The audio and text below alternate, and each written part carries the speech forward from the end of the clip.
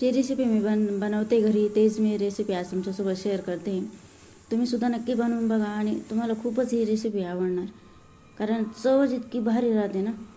1 kilo मासे घेतलेले, हळद मीठ आणि लिंबू पिळून त्यांना मिक्स करून घ्यायचे चांगलं. आणि मिक्स झालं का साईडला ठेवून द्यायचे. आणि तुम्हाला जेव्हा बनवायचं असेल 1 तासात बनवा, 2 तासात बनवा, 10 मिनिटात बनवा, तेव्हा तुम्ही बनवू शकता. मसाल्यामध्ये 1 वाटी खोबरं, आलं, 1 वाटी लसूण आणि कस्तुरी मेथी हे 3 साहित्य घेतलेले पहिले मी. आणि मग त्याला काय करायचं, आलं लसूण पहिले कुटून घ्यायचं. आलं लसूण कुटून झालं का मग काय करायचं, खोबरंही कुटून घ्यायचं. आणि खोबरं आलं लसूण असं पेस्ट तयार करायचं. पण कुटायचं जे मिक्सरमध्ये नाही काढायचं. 2 चम्मच लाल चटणी पावडर, 2 चम्मच गरम मसाला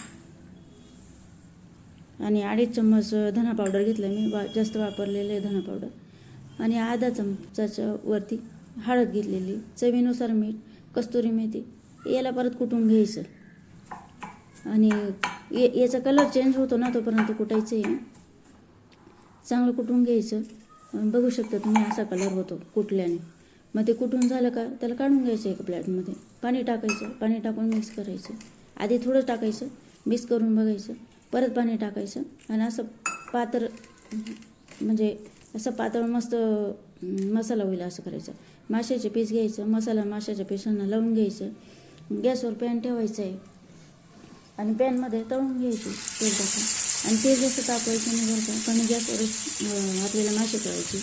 कारण मग जास्त फुल गॅसवर जर तळले तेल जास्त तापून जातं आणि मध्ये कच्चे राहून जातं आणि वरती जळून जातं. मग तसं नाही करायचं, कमीच गॅस ठेवायचं.